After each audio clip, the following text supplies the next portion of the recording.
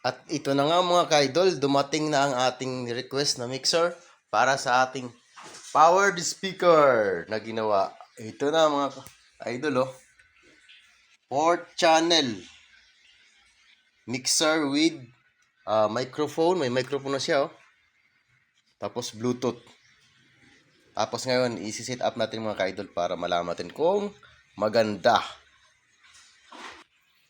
Meron tayong ginawang XLR male to RCA. Tapos nilagyan ko ng PL. Dito natin isaksak sa out ng mixer. Papunta naman sa inang ating powered amplifier. Ayan. Tuloy natin. Tapos, connected na. Ayan. I-on natin. Nakasaksak na yan mga idol.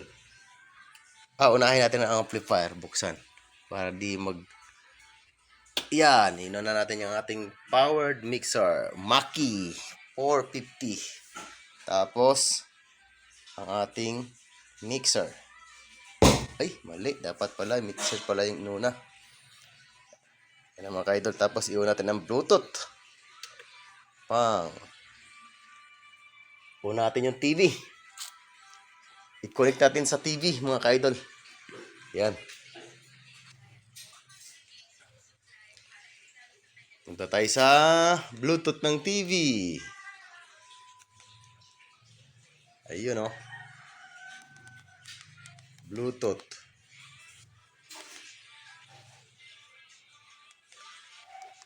Pair.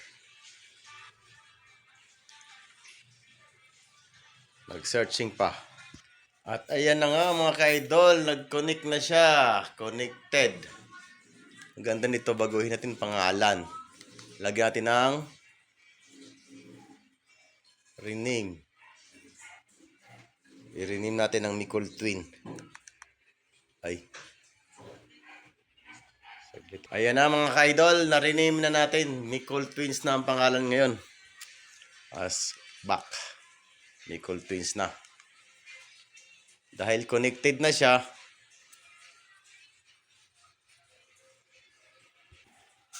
ayan na nga mga ka-idol, connected na tayo sa ating Smart TV. I-on na natin ang YouTube. Ayan. Search natin yung